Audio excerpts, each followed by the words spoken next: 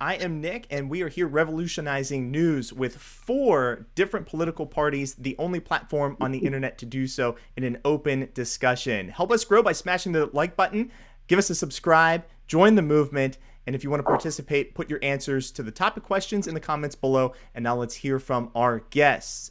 Keith, climate change seems to be a huge priority with the Biden administration.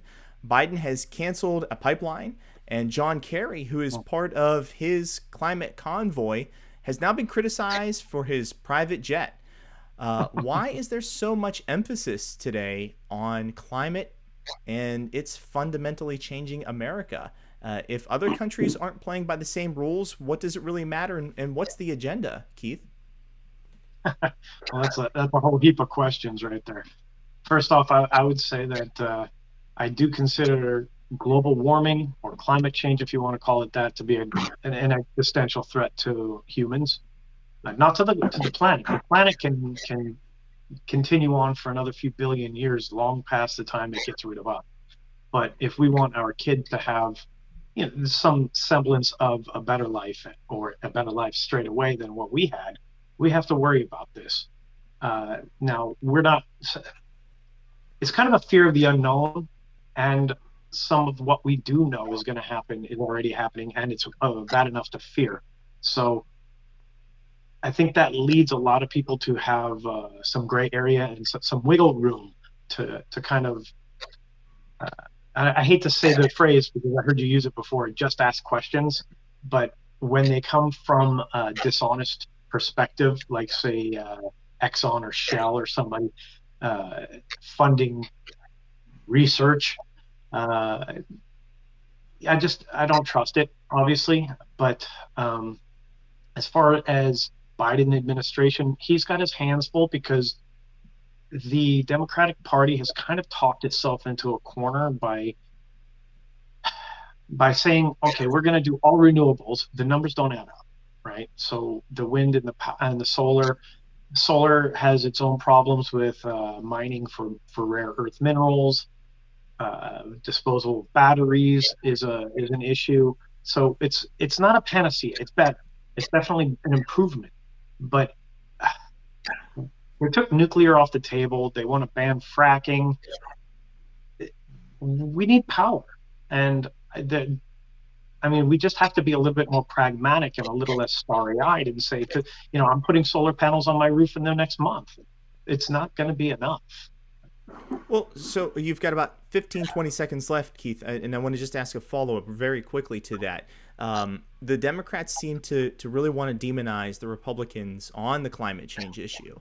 But over the past 4 years, we saw Tesla, under the Trump administration, be one of the most valuable companies on the planet. It doesn't seem like he regulated or shut them down in any way. It looks like he was trying to have the free market decide. Oh, Why are the Democrats really thing to demonizing do. the Republicans in this particular category?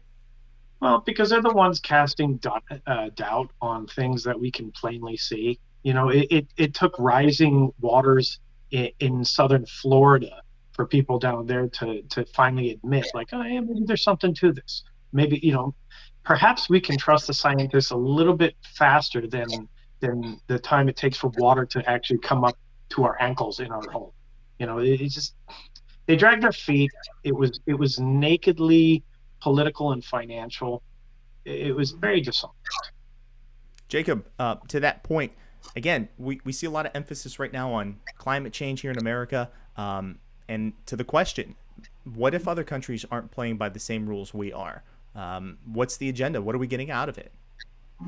Well, of course, the regulations have to be strict here because that works every time. I'm sorry, I'm being sarcastic. Here's what it comes down to. You need countries that aren't highly regulated so the cronyism can go over to those countries, put a business there where they're not as restricted. Then they have lobbyists here in DC that work towards regulations that put a stranglehold on small business that can have lawsuits directly at those people. But what happens with the regulations, and when you're lobbying, because I was a lobbyist, you are making sure that there's a wide enough gate for these bigger corporations to get in. They have enough money, they can play the regulation games. Then all of a sudden, the smaller businesses get completely strangled out. In a free market, a truly free market, you wouldn't have these overbloated regulations, because that is the elite, whatever you want to label them as, playing with each other. So you make sure that these guys are protected over here and they can afford the regulations. The small business gets strangled out. And then you don't have any self-regulation, because the big businesses that can afford it are playing nice with the politicians, and they have lobbyists on their side. So when that comes down to it, the government goes in, they cover it up. And if they can't cover it up, they do this big, huge, slap you on the wrist. Oh no, you polluted the water. See, the real problem is in a free market, you would be able to sue directly the people sitting on that board. But since it's this big corporation, overbloated, all this stuff going on, you can't attack those individuals. I guarantee you, if you put them at the same level as a small business owner with all these regulations, those people would self-regulate, because they don't want to go under. They don't want to serve prison time.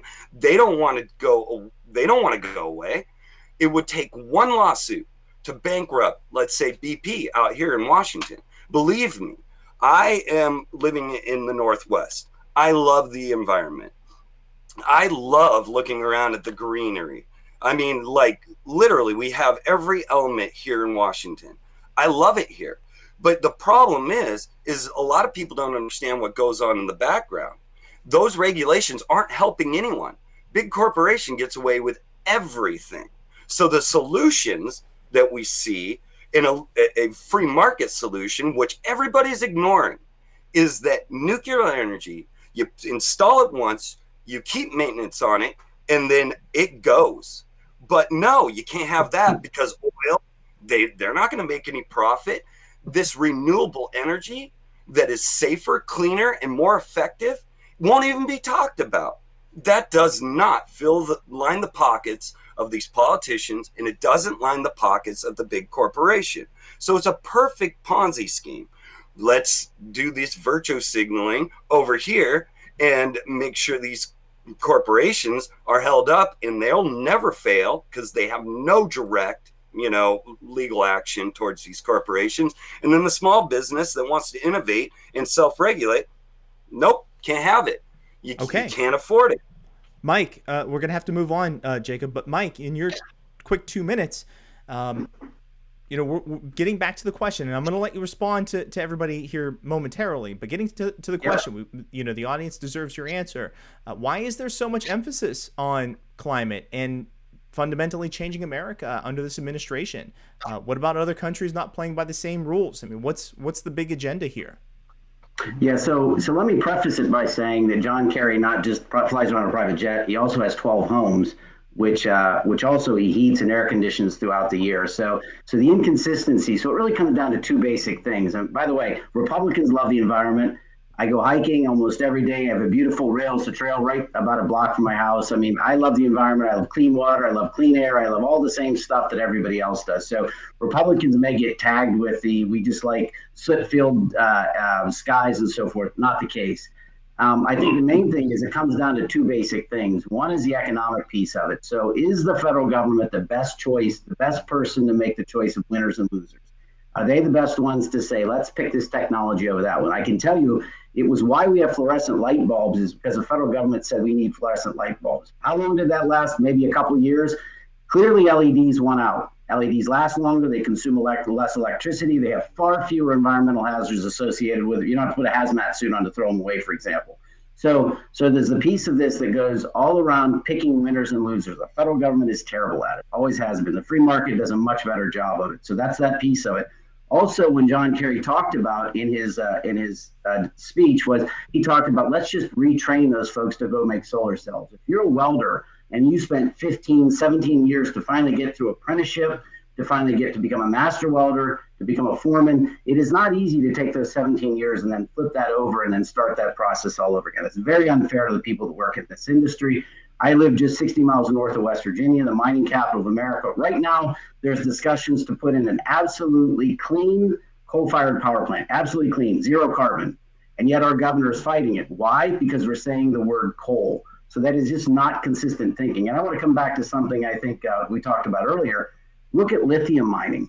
It occurs in only a very small number of countries. It occurs in South America, it occurs in Tibet. It's got a horrible environmental record. It takes about 500,000 gallons of water to produce 1 ton of lithium. Also, we have to mine cobalt. 70% of the cobalt comes from the Congo in mostly slave labor environments. So as I think Jacob said earlier, we just transferred our environmental problem to somebody else.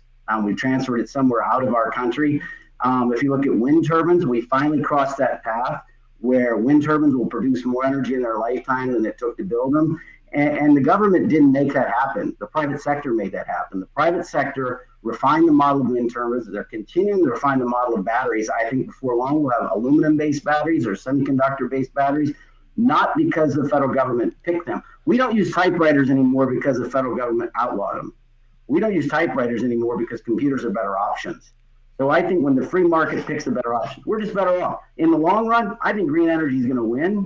I think in the long run, climate change will be conquered, but not because the federal government mandated it, because brilliant people acting in small ways like Elon Musk are going to make changes that the market accepts and the market prefers, plain and simple. Okay, and we're going to move on to Austin in your quick 2 minutes, and I'm going to let you respond to everybody. But in your quick 2 minutes, why is there so much emphasis on climate change from this administration and it fundamentally changing America? If other countries aren't playing by the same rules, what's the overall agenda? It's quite clear that capitalism and environmentalism cannot coexist.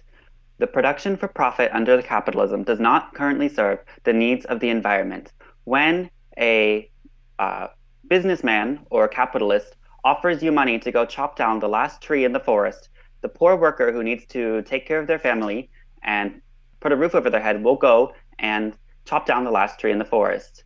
I want people to know that we can solve the problem with politics that is of, by, and for the people, and it's not sponsored by big corporate interests in the oil industry. We can, in fact, create an emergency jobs program that also solves the current system of climate catastrophe. And that's what the Green New Deal really does. So like the New Deal of the Great Depression era, the Green New Deal also solves the climate crisis and can create up to 20 million new, good-paying, good-wage jobs. That includes things in the transportation, business, healthy and sustainable food culture and practices, as well as construction of these wind turbines. Solar panels and solar electricity is some of the cheapest form of electricity that we can produce. Nuclear power is not green and is not renewable. There is nothing green about uranium mining. There is nothing green about depleted uranium after the nuclear power plant is gone and has used that depleted uranium. We no longer have Yugoslavia to dump that depleted uranium on. We cannot bury it in the ground because it is toxic and it is radioactive.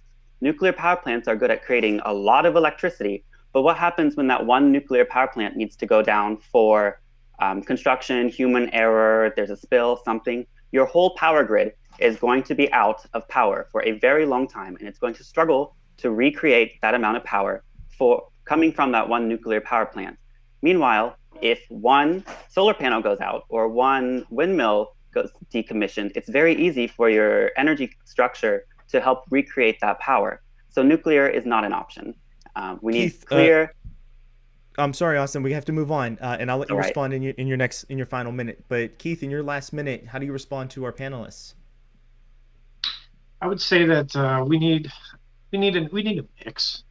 Nuclear needs a lot more R&D. I've seen some really interesting proposals about micronuclear, so we could solve that all your eggs in one basket problem, or at least mitigate it. The nuclear waste problem is a huge one. We have nowhere to put it. That's almost enough to shut down the conversation. But we're burning carbon fuels right now, and what happens when they produce electricity? Well, they produce waste, and it goes everywhere, not one room. So, I mean, there's no one single good answer. So I think we're going to end up with a mix of all of them. In regards to John Kerry, I don't care. I know he's a hypocrite. they're all hypocrites. We're still seeing record heat almost every single summer. If the guy could have 900 houses, we're still all screwed. I think as far as government regulation goes, it needs to be a little bit lighter touch and a little bit more intelligent. For example, I don't want the government to tell us you have to use this technology and not this other one. Give us a standard and say you need to hit this standard. Say maybe it's miles per gallon or something, and let the industries come up with creative ways to do that. Don't dictate how you can be creative, because that's one thing the government does suck at. Okay, Jacob, I'm going to give you your last minute to respond to the guests. We got to keep moving. Okay, so that's outdated, what Austin was saying. That is not the case. And second of all, if you do a juxtaposition against what we're doing in coal, or not just coal, but oil, mining, all this stuff, and you do a comparison overall to slow down the process until we get a better way, because we haven't been delving into nuclear energy for a long time. There are plenty of ways and plenty of technologies that we could innovate to take care of the waste. Comparatively to what we're doing now, way greener. Way greener. I mean, like, if you look at the carbon emissions and everything else, and then you break down the new technology we have, which just one little drop, right, of this amount of waste can pretty much power a whole small town, just a drop. No, I don't think that that's a fair assessment, to be honest, when it comes to nuclear power versus what we're doing to the environment when it comes to fossil fuels and in everything else that we have. Now, I know about solar. I know that that's a good way to go, but the return on solar is not nearly as clean as the return on nuclear. That is a fact.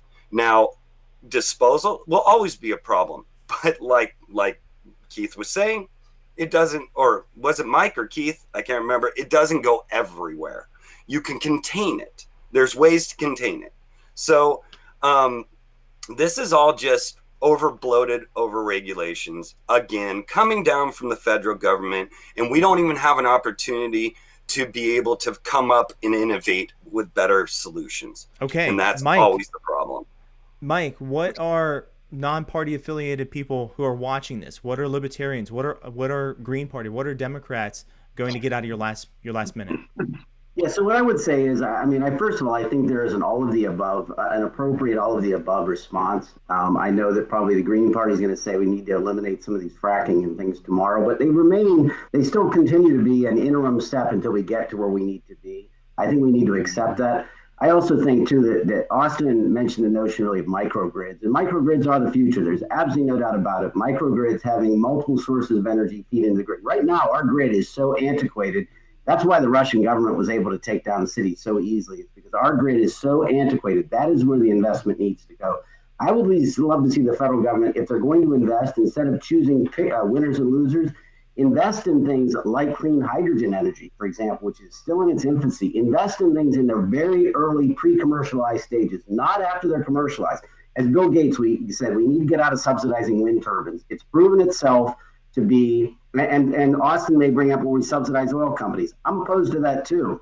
It's not retail subsidies, but it's subsidizing. So exactly, let the market fight it out. And I'm not pro deregulation. I think there needs to be a framework of regulations, but I like Keith's notion. Let's make it around goal-oriented regulation. We don't need to exactly create the rule system. What we need to do is create the end goal. So if we said cars need to have from start to finish no more carbon footprint than this, and that's the goal, let the free market figure out how to get there. So we're not ruining the environment while at the same time creating this hamstrung environment for innovators and entrepreneurs. Because again, microgrids, the future, all of the above, the future. Wind turbines are great, solar panels are great, nuclear is great. I just don't think when we start crossing things off the list, we end up in a very good position overall. Climate change discussion, last minute, Austin, Green Party, what is the audience going to get from you?